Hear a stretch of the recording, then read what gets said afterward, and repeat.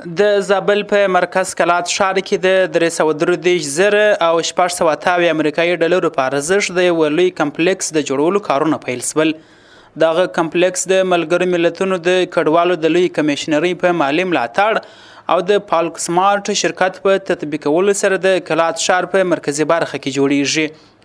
د زابل د والي ویان د ملا صدیق الله وسیق وویل په دغه ټولنیز کمپلیکس کې به د لوبو میدانونه، تفریحي پارک او یو لوی سوداګریز تعمیر جوړ شي. دا پروژه د ملګرو ملتونو د عالی کمیشنرۍ یا یونیسیار لخوا څخه مالي ملاتړ کیږي. تقریبا په 8 جریبه 8 بالا مساحت کې به دا پروژه پیل شي. د 10 میاشتو په جریان کې به پای ته ورسیږي.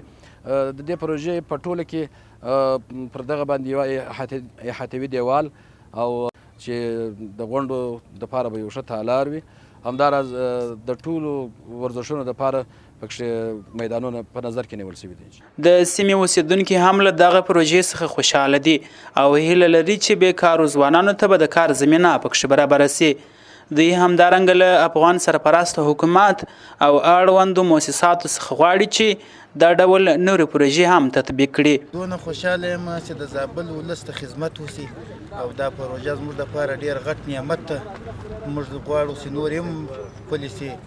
زابل خلک بیکاره دي، سپرکار ټول او خلک ډېر غټ خوشحاله دي.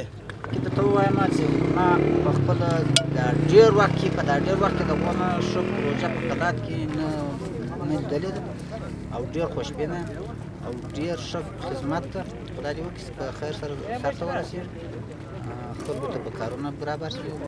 د کلات د ښاروالۍ ریاست چارواکي وایي هڅه کوي تر څو له مؤسساتو څخه دا ډول نورې پروژې هم راجلب کړي او خلکو ته د کار زمینه برابره کړي.